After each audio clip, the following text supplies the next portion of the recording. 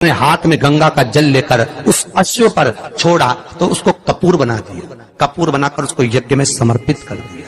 भगवान विष्णु से कहा, सुनो विष्णु, यज्ञ की पूर्ण आहुति पर ये कपूर के रूप में ये अश्वमेध यज्ञ के अश्व को दान दिया गया है। अर्थात पृथ्वी पर मनुष्य यदि अपने घर में आरती पूजन में कपूर को प्रज्वलित करेगा तो उसको 1000 अश्वमेध यज्ञ का फल उसी समय पर प्राप्त हो जाएगा। इसलिए हर आरती के पूजन के बाद कपूर का टुकड़ा जलाया।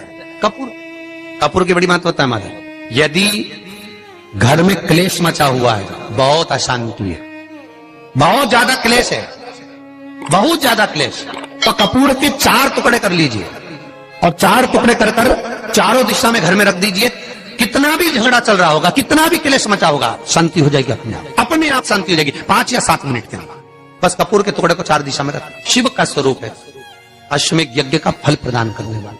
फैक्ट्री नहीं चल रही हो, कोई व्यापार नहीं चल रहा हो, तो एक कांच की प्याली में कपूर के 7 टुकड़े, फिटकरी के 2 टुकड़े और खड़े नमक का 1 टुकड़ा केवल उस प्याली में रख दीजिए महाराज। 15 दिन तक रखे रहने दो उसको, आपको खुद मालूम पड़ जाएगा कि व्यापार कैसे चलता है। आनंद के अनुभव होने लगे, अपने आप व्यापार दौड़ेगा, अपने आप आपका व्यापार खूब भागेगा। तो की धन संचय और पूत कपूत तो की धन संचय। बेटा सपूत होगा तो खुद जोड़ लेगा, और बेटा अगर कपूत होगा कितना भी जोड़ कर चले जाना वो भी राख में मिला देगा। ये आपके ऊपर है, आप अपने बच्चों को क्या बनाना चाहते हो। आप सबको मालूम होगा पहले सर्कस में शेर आता था। अरे बोलो सही है कि गलत है? आता था कि नहीं आता था? आजकल आता है क्या? नहीं। क्यों? गवर्नमेंट ने, वन विभाग वालों ने कहा जितने भी सर्कस में शेर हैं इन शेर को छुड़ाओ और जंगल में छुड़वाओ। सारे शेरों को, जितने भी सर्कस में थे उन सारे शेरों को जंगल में छुड़वा दिया, और वन विभाग वालों ने उनका सर्च किया तो मालूम पड़ा जिस शेर को सर्कस में छुड़वाकर वन में भेजा था उसको 2 कुत्तों ने मारकर खा लिया। किसको? अरे बोलो जम के। शेर को। जो शेर जंगल में रहता था, सारे जीवों का शिकार करता था, उस शेर का शिकार 2 कुत्तों ने कर लिया। क्यों? क्योंकि उस शेर को पिंजरे में रहने की आदत हो गई थी, पिंजरे में हंटर में दब दब कर रहता था। मेरा आपसे केवल एक निवेदन है, अपने घर के बच्चों को सर्कस का शेर मत बनाना कि दूसरे शिकार कर लें। अपने घर के बच्चों को जंगल का शेर बनाना कि वो कहीं पर भी डट जाए पर पीछे ना हट पाए। कल अपन ने गीत गाया था, यहाँ चोड़ी छाती वीरों की, यहाँ भोली शकलें हीरो की, यहाँ गाते हैं रांझे मस्ती। अपने बच्चों को ऐसा मत बनाओ कि बाप की जायदाद पे मेरे पापा के पास बहुत है, मेरे पास बहुत है, मेरे पास गाड़ी है, बंगला है। बच्चों से कह देना ये तुम्हारा नहीं है। याद रखना, खुद जोड़ो, खुद पढ़ो, खुद आगे बढ़ो, और बाप की जायदाद को अपना मत समझना। नहीं तो कभी भी सियोर चली गई तो गौशाला में सब दे के आ जाऊंगी। तुम्हारा नहीं है और हमारे भरोसे पर जीना नहीं है।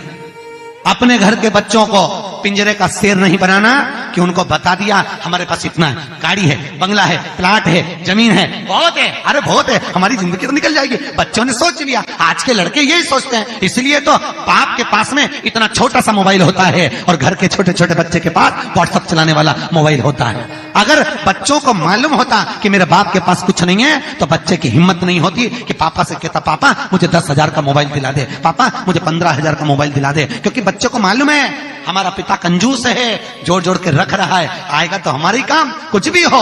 और बापों से निवेदन है कि 2 रोटी बिना घी की खाने की जगह प्रेम से खाओ, क्योंकि ये तुम्हारी औलाद तुमको 2 रोटी देने वाली नहीं है बुढ़ापे। होशियार रहकर रहना और खूब पढ़ाओ बच्चों को, मना नहीं है। बच्चों को डॉक्टर बनाओ, इंजीनियर बनाओ, सब कुछ बनाओ। आज के जमाने में होड़ लगी है, मेरे बच्चे को मैं डॉक्टर बनाऊंगी, सीए बनाऊंगी, ये बनाऊंगी, वो बनाऊंगी। खूब बनाओ बच्चों को, और सबसे पहले बच्चों को संस्कारित बनाना। क्योंकि हमने कई घरों के बच्चों को देखा कि डॉक्टर बनने के बाद भी घर में माँ तड़प तड़प के मरती है और घर का बेटा अपना कमरा छोड़कर नहीं आता है। बच्चों को देखा संस्कार नहीं है ना।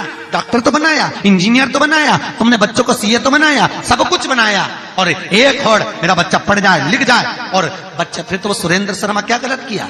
वो कवि सुरेंद्र शर्मा राजस्थान का, हरियाणा का, उसका इंटरव्यू लिया गया तो उससे पूछा तुम्हारे बच्चे कितने हैं? तो कहले एक लड़का। क्या पढ़ा? तो कि एक बार 11वीं क्लास में 98% लेकर आया। फिर सुरेंद्र शर्मा बोले मैंने जूता उठा के धो दिया। अरे तो 98% लाया तो जूता क्यों मारा? तो